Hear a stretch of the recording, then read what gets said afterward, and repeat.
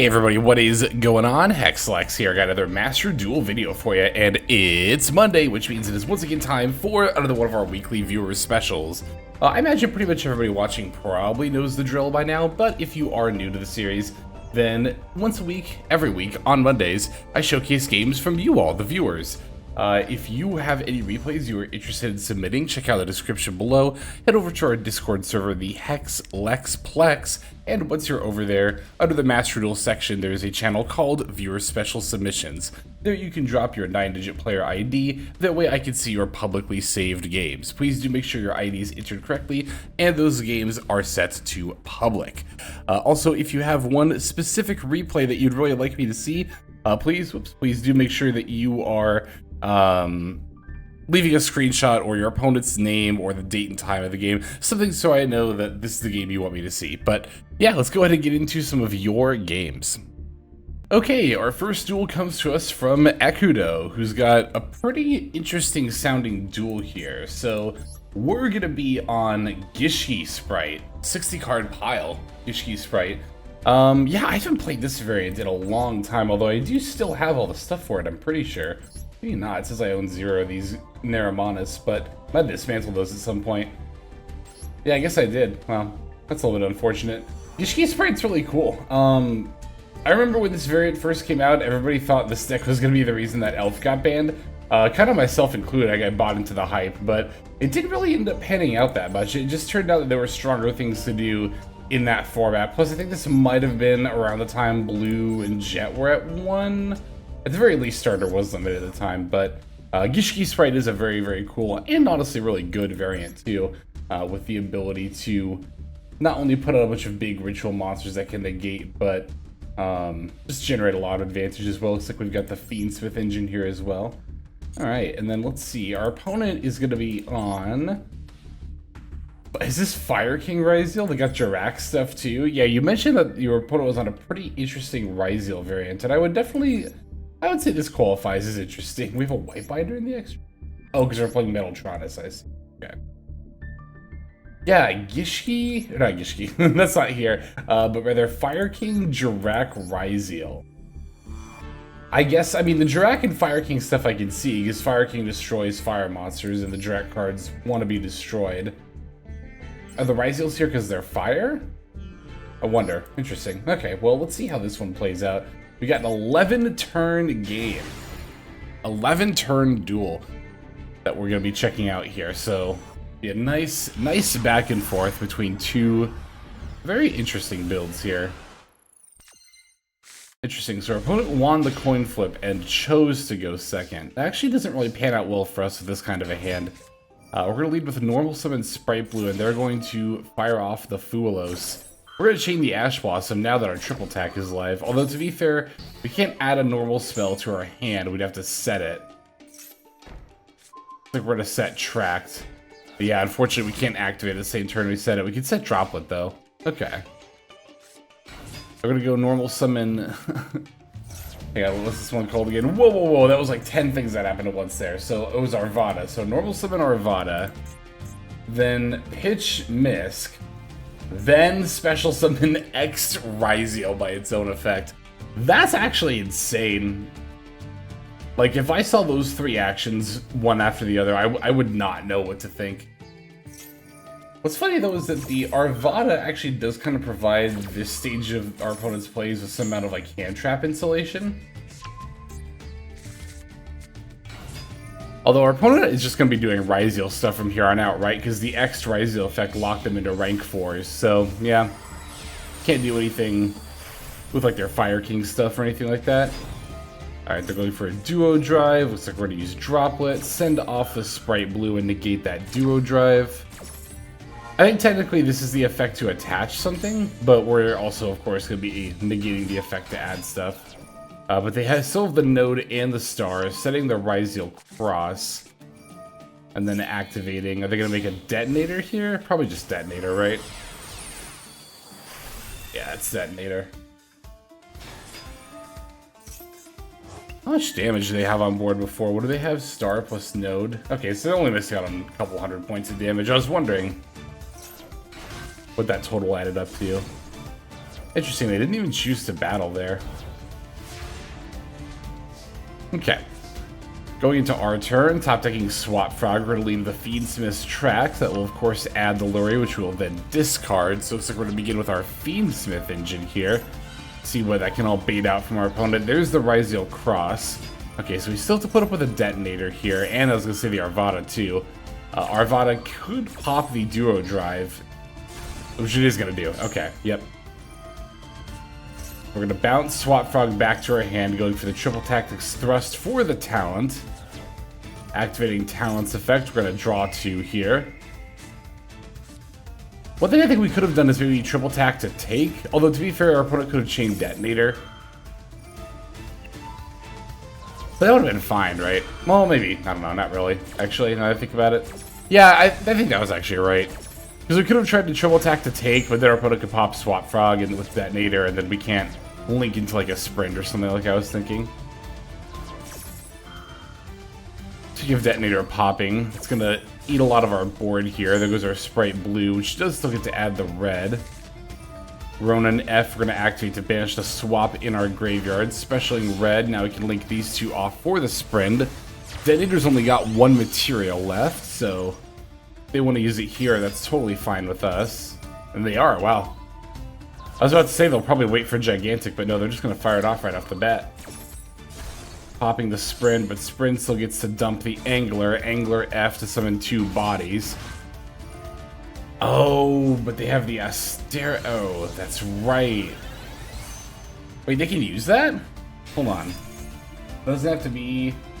Yeah, it just says banish 2 Dirac monsters from your graveyard. And they dumped that with... Which card again? Let's see here. Ah, the Megalo. Okay.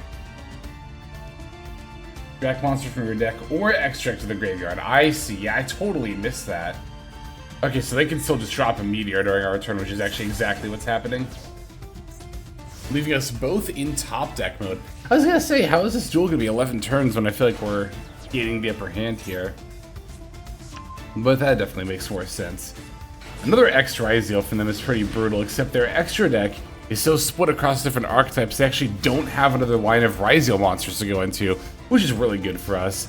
That is going to be a pretty natural sort of, that's what I'm looking for, natural sort of hurdle you have to overcome when playing pile decks. I've definitely encountered this in playing pile decks myself. If you're trying to mash too many archetypes together, then sometimes your engines will end up weaker. Ooh, Gishki Abyss is a pretty good top deck here. We can normal summon Abyss, try to add something, they're going to Ash Blossom it, but of course we still have the Spright Jet in our hand, so we're still looking really solid here. Special Jet, Jet F, we're going to add Starter, and then link off into the Elf. Could Elf for blue to add something? Could Elf for, I was going to say the Gishki. Oh wait, actually I didn't know Grimness was in the graveyard. I thought we were going to go for Abyss again, but no. If we have Grimness in there, that's definitely the way to go. Grimness for Abyss, Abyss add the Shadow, Shadow for the Aqua Mirror. Still no Ritual Monster though, so yeah, we're going to have to just go for Spright stuff and 2-lock ourselves here.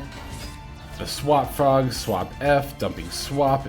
Then we can go Starter for Carrot probably. Yeah, there's Carrot.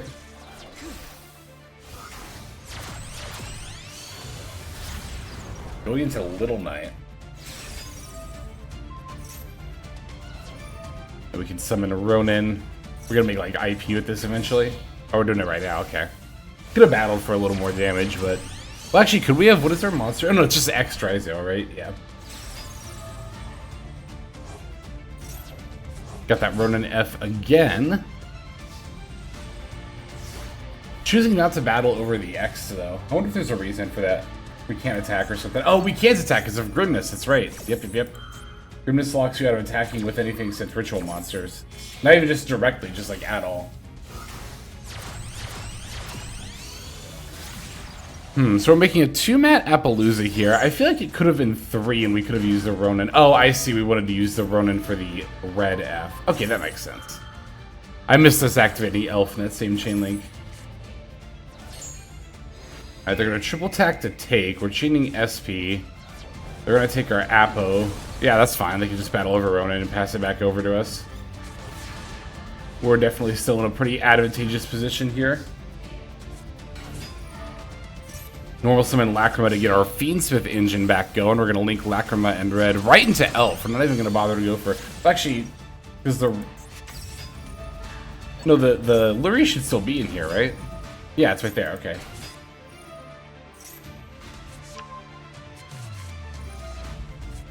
Okay, we're doing more Gishki stuff. I see. We want to do Gishki stuff instead of Fiendsmith stuff. That's why I went straight into Elf. Although, yet again, by activating Grimness's effect, we have locked ourselves out of attacking with anything besides this Naramanus. Naramanus revived the Abyss, Abyss F, going to add another Grimness. Can overlay SP and Abyss for Gigantic. But unfortunately still, yeah, the Naramanus is the only thing that can attack here. But I guess we just wanted to summon a Carrot. I think that's perfectly acceptable. We have a Spell Trap negate, we have multiple monster negates, we have the Naramanus negate, we should be good. Going into our opponent's 2-card hand here. And yeah, they're just going to pass right back over to us.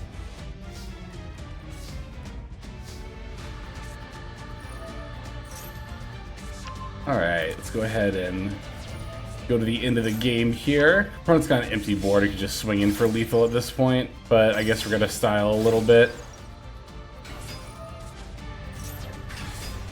I mean, even if they had Nib, we could Appaloosa it. There's generally no reason to do stuff like this, though. Like, even if you are in the clear, like, it's just, you're opening yourself up to risk for, like, literally zero reason. We could just click Battle Phase and be ending the game right now. Okay, we're done styling, so we're going to finish the duel here. Beautiful. Good stuff. Thank you, Ekudo, for that submission there. Yeah, Gishki Spright... I don't know, I'm a little sad to realize that at some point I apparently dismantled Naramanus. I don't even remember doing that, which is a little bit scary. Hopefully I didn't dismantle anything else that I could potentially use someday, but still a very cool variant, extremely cool variant, capable of doing a lot of things, and this is definitely a very good demonstration of that good stuff. Thank you very much for that game, Ekudo. Let's go on to the next one. Okay, next game comes to us from Tuzio. Tuzio's got a game playing in the Synchro Festival, playing 6 Samurai, which we haven't seen this deck in action yet. Well, I mean, I have on ladder, but we haven't seen anybody in like a viewer special play this deck yet, so I decided to check it out. I love this build here. We're like foregoing. Oh no, wait, no, Maxi wasn't banned at the Synchro Festival, so we are foregoing Maxi. That's actually not that surprising, to be totally honest, though, because 6 Samurai is one of those decks that is so, like, so combo oriented that a lot of the time it feels like you really don't have room for stuff, including hand traps. Still made room for Ash Blossom and Imperms, though. It looks like Gateway was at 1 for the Synchro Festival, because I know it just got put to 3, right? But it says at 1 here. I'm assuming that was for the festival, but yeah, I'm eager to see the combo line in action from Duelist A's perspective, so to speak.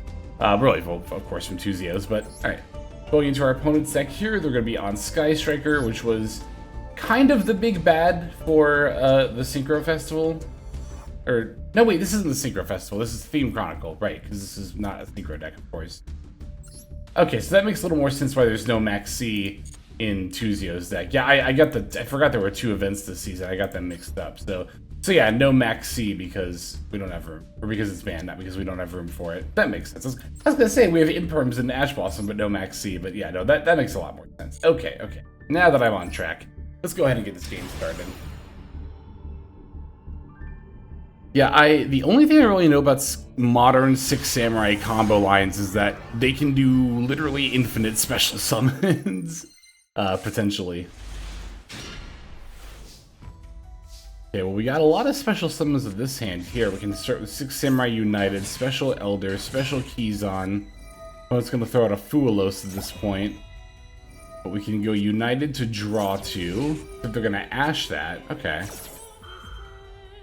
Well, that's perfectly fine with us, because now we can just special summon Great Shogun Shien and pass, right? Yep.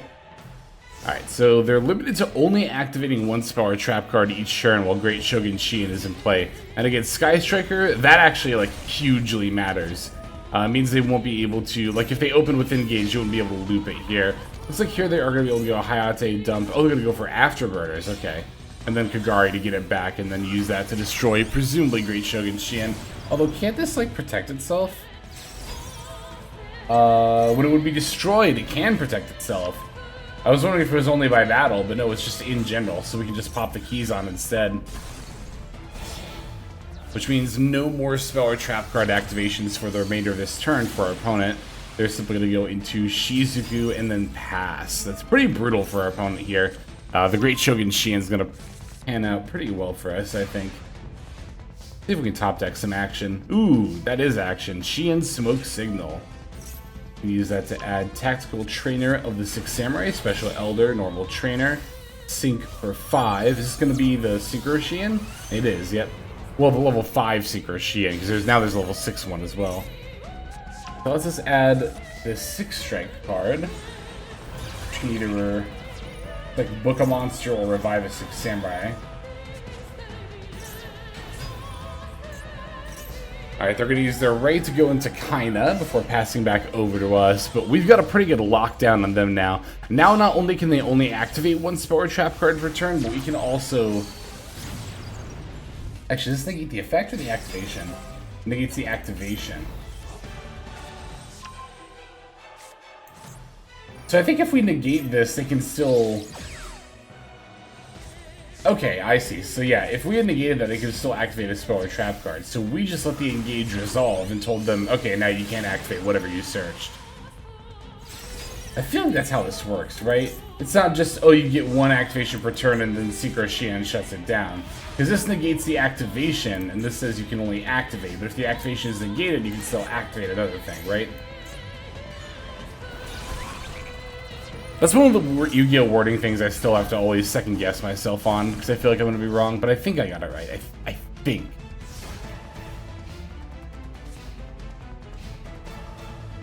Okay, so we're going to activate Upstart. This is completely fine. Yeah, because now he can't activate any more spell or trap cards. Wow, this matchup is really skewed in Six Samurai's favor, isn't it? I never really considered this matchup before. Interesting. Valor on the Great Shogun Shien. Or the Synchro Shien, not the Great Shogun. I was gonna say they're gonna try to use their face down card, but they didn't really end up doing that at all, did they? Oh no, here they go. We don't anchor on the Great Shogun, but yeah, they don't get to take. Even if they did get to take, they have to give it right back. I don't really know why they bothered. We're gonna try to use Afterburners again, but we can simply destroy the Grandmaster instead. Going for the double assault, they're gonna chain DD Crow on our Elder. Or no, sorry, it was on the tactical. I was gonna say Elder, what? That was weird, but... Then they just concede, which makes sense because they just activated Afterburners, the only spell or trap card they can activate this turn. Great Shogun can simply pop the Grandmaster instead, and then... I don't think this card targets it. No, it doesn't, so that means we can still revive something that wasn't the tactical tuner thing, tactical trainer from our graveyard. Yeah, good stuff. Wow, I never even thought about how abysmal that matchup must be for Sky Striker. Rip them. All right, thanks Tuzio for that submission. We have time for one more, so let's go into that last game. And our final game for this video comes to us from WJGO, who's got a game playing Rescue Ace, a deck I haven't covered in forever. A deck I am a little ashamed to admit I always kind of forget exists. Oh, but we're playing the synchro variant. We're playing the cool variant. Hell yeah. The Auroradon variant. Another card I always forget exists. I think everybody forgets this card exists in Master Duel. I still, like, I'll never get over it. I'll never get over when Halki Fibrox got banned, and they didn't ban Auroradon, and everybody threw a fit over it and said that it was a huge mistake, and so this deck was still tier 0, and then it wasn't. It just wasn't. It just wasn't. Yeah, I think I even made a video about, like, at one point, a couple of years ago, I think I made a video about Yu-Gi-Oh! Cards that... I kind of want to make that video again. Cards that people say need to be banned, but they don't. And Auroradon is, like, poster child of that. Yeah. I really like Auroradon. I know a lot of people have a lot of bad memories associated with it, but I think it does have the ability to enable some pretty cool strategies. And, yeah, this is definitely one of them. I'm eager to see how this plays out. Our opponent is going to be on Maliss, looks like. Just straight up Maliss? Yeah, pretty much just straight up Maliss. Totem Bird's a little weird. Multiple Dotscaper is weird. Meow Mine's a little bit weird, but it's not a horrible. Solemn Judgment's a little bit weird, but it's not a horrible Malice deck. Alright, let's see how this one plays out. Looks like we're going second. Were these all going second? No. Tuzio's game was going first, of course, because we're against Sky Striker.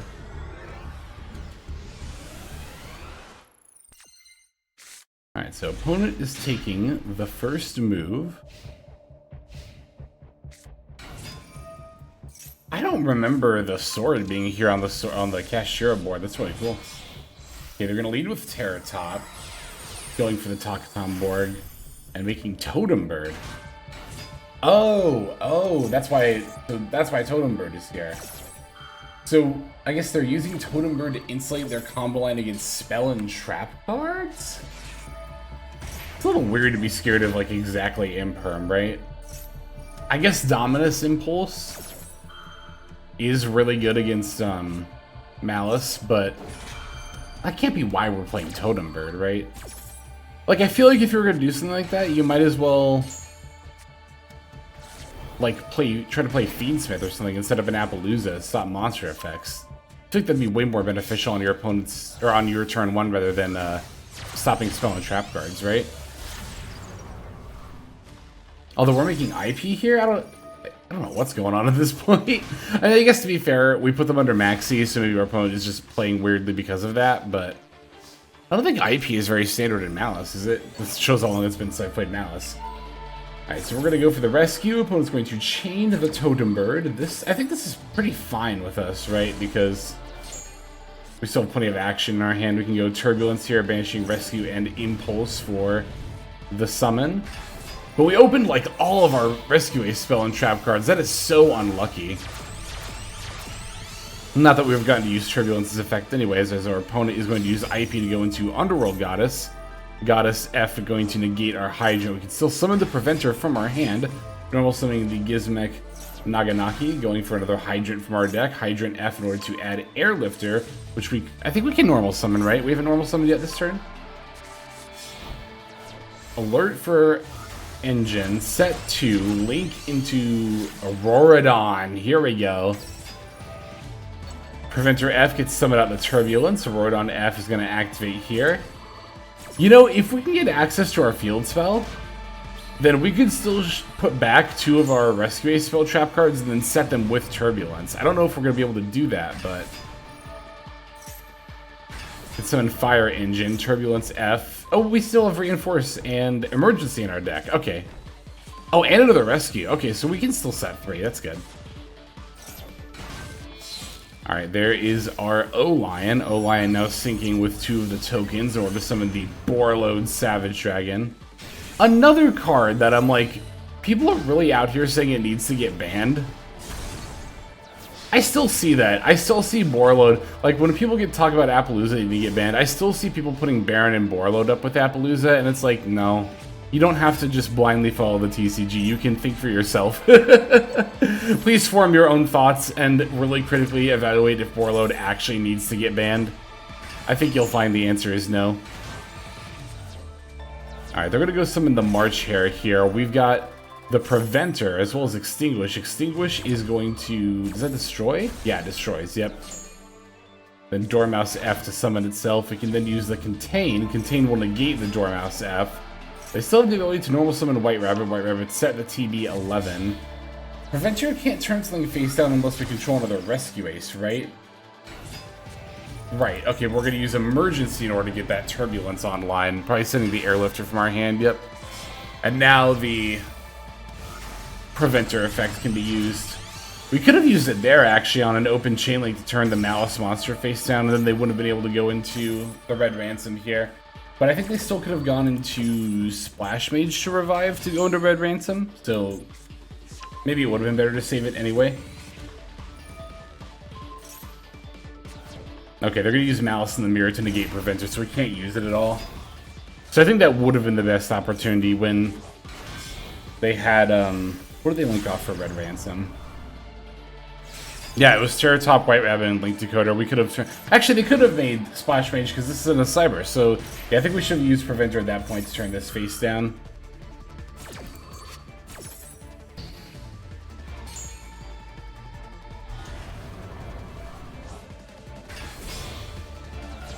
Okay, did they... Wait, I missed the heart scripter. Did they not use heart scripter on our stuff? Did they use it on their own stuff? Special, add, banish, special, link summon, activate, banish. Yeah, heart scripter just banished itself. That's interesting.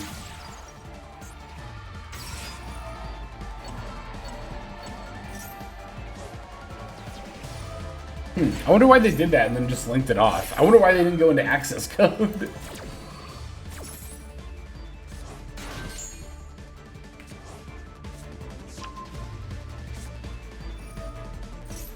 Okay, they're setting GWC. I guess they can still bring back Cryptor at this point, but they've already used the banish to summon F, right? Or summon from banish, rather.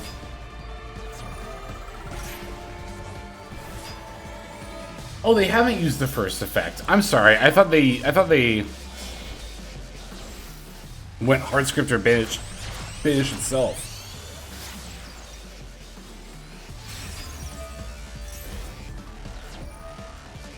Alright, well, I'm not sure what happened there. Alright, they're gonna try to pack bit there. We're gonna chain reinforce. They still have to discard. Reinforce F to set rescue.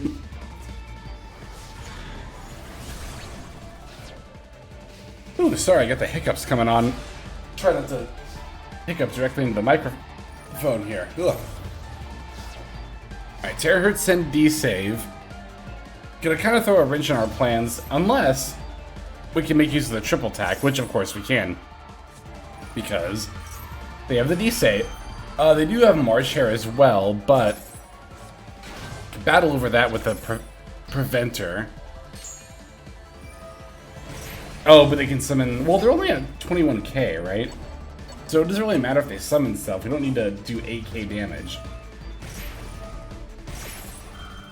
Yeah, it looks like we're simply going to wait for them to do all their summons and such, and then triple attack for the steal for lethal. Yeah, they're just going for it. All the effects, but none of them will do any good.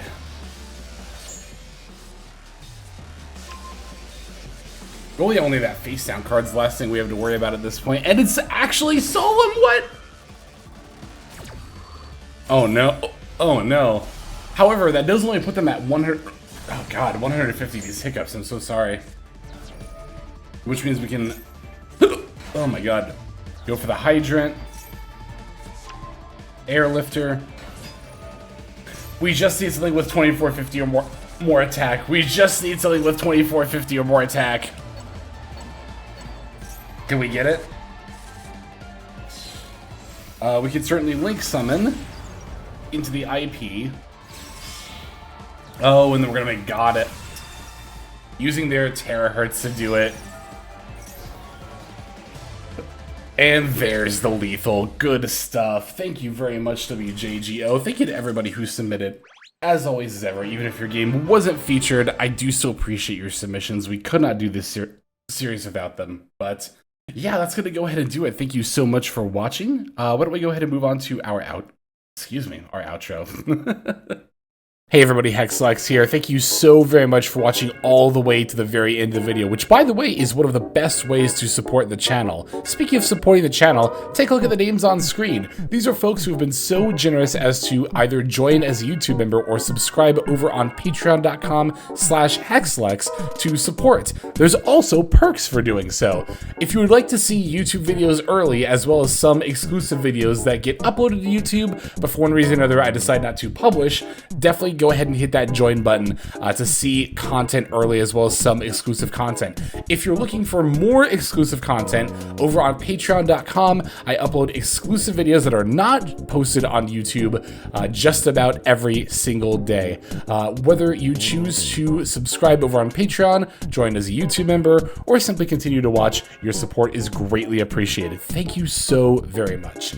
But for now, this is Hexlex. I am signing out, and I hope that you have a fantastic day.